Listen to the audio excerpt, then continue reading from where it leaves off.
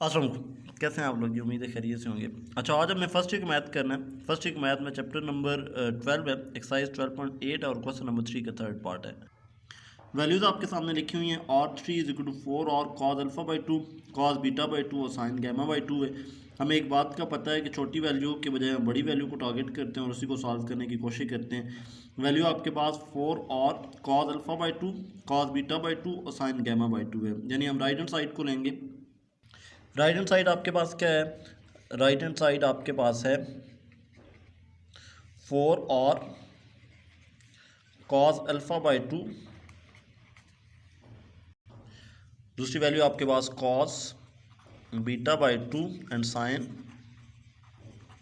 Gamma by 2। सबसे पहले formula section आप बनाएंगे। फार्मूला सेक्शन में आपने क्या करना है, जो जो फार्मूले यहाँ पे यूज़ होने हैं वो लिखेंगे। कैपिटल आर यहाँ पे यूज़ होना है, जो कि इक्वल किसके होता है? A B C by 4 del के। उसके बाद कॉस अल्फ़ा बाई 2 यूज़ होना है, जो कि इक्वल किसके होता है? स्क्वायर रूट एस माइनस ए और ए के अगेंस्ट यानी बी सी। उसके बाद कॉस बीटा बाई 2 है, जो आपके पास कॉस बीटा बाई 2 है, ये किसके इक्वल है? एस माइनस बी ए सी। उसके बाद साइन है, साइन गैमा बाई 2 है। इसका फॉर्मूला डिफरेंट होता है, S minus A into S minus B, और ये आपके पास क्या आएगा? A B. और तीसरी वैल्यू आप स्मॉल और 3 की भी ले रहे हैं, जो कि आपके पास इक्वल किसकी आता है? डेल बाय एस माइनस सी के। तो अब राइट हैंड साइड में फॉर्मूले जस्ट पुट करें। आपके पास है 4 और, यानी 4 और की जगह आप क्या लगाओगे? A B C by 4 del. उसके बाद कॉस अल्फ़ा बाई 2 है, उसकी जगह आप क्या लगाएंगे? कॉस अल्फ़ा बाई 2 की बजाय आप क्या वैल्यू लगाने वाले हो? मैंने ऊपर लिखी है S into S minus A B C. उसके बाद कॉस बीटा बाई 2, उसके लिए क्या करेंगे?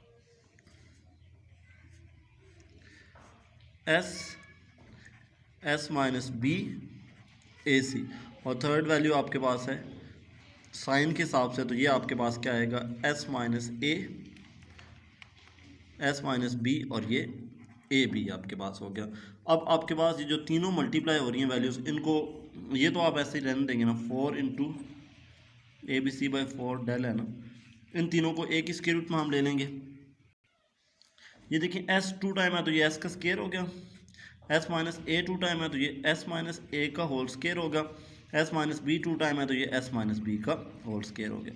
ये आपके पास ए बी ए सी और बी सी मल्टीप्लाई होकर ए स्क्वायर बी स्क्वायर और सी स्क्वायर हो गए। अब इन सब के स्क्वायर रूट कैंसिल हो जाएंगे और पहले वाली वैल्यू आप एज इट इज़ ही लिखोगे 4 into A B C by 4 del. ये के रूट कैंसिल किए सारे, तो ये आपके पास S into S minus A S minus B, और ये आपके पास ए बी सी आ गया। अब ऊपर फॉर्मूला बन सकता है डेल स्केयर का, लेकिन यहाँ पे एस माइनस सी हो तो आप क्या करोगे? Up and down S minus C को मल्टीप्लाई कर देंगे। यानी आप क्या कहोगे कि multiplying S minus C up and down. तो आपने क्या करना है? एस माइनस सी को अप एंड डाउन मल्टीप्लाई कर देना है। तो इसके हिसाब से आपके पास वैल्यू क्या बनी? 4 into A B C by 4 del, और ये आपके पास क्या आ गया? S into S minus A S minus B S minus C, क्योंकि आपने अप एंड डाउन मल्टीप्लाई करना था। ए बी सी आपके पास ऐसे ही है और एस माइनस सी भी आपके पास ऐसे ही है। अब ये वैल्यू ऐसी ही है, 4 ए बी सी और 4 डेल, इस सारे के बजाय आपने डेल स्केयर लिख दिया। ये ए बी सी और एस माइनस सी है। अब 4 और 4 कट, डेल अपनी पावर के साथ cut, A B C cut, यहाँ पे डेल 2 टाइम था तो 1 टाइम ऊपर रह गया और नीचे आपके पास एस माइनस सी रह गया। यही आपको रिक्वायर्ड था, क्योंकि आर 3 के इक्वल होता है। हमने ये पहले ही बात बता दी थी आपको। Then R 3 is equal to R 3 हो गया and left hand side is equal to right hand side आ गया। उम्मीद है समझ आ गई होगी। अगर ना समझ आया तो आप दोबारा कमेंट करके मुझसे पूछ सकते हैं। क्वेश्चन का रिव्यू मैं आपके सामने रखता हूँ। ये first page,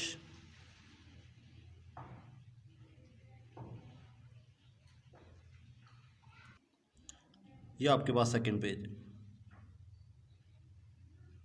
thank you so much.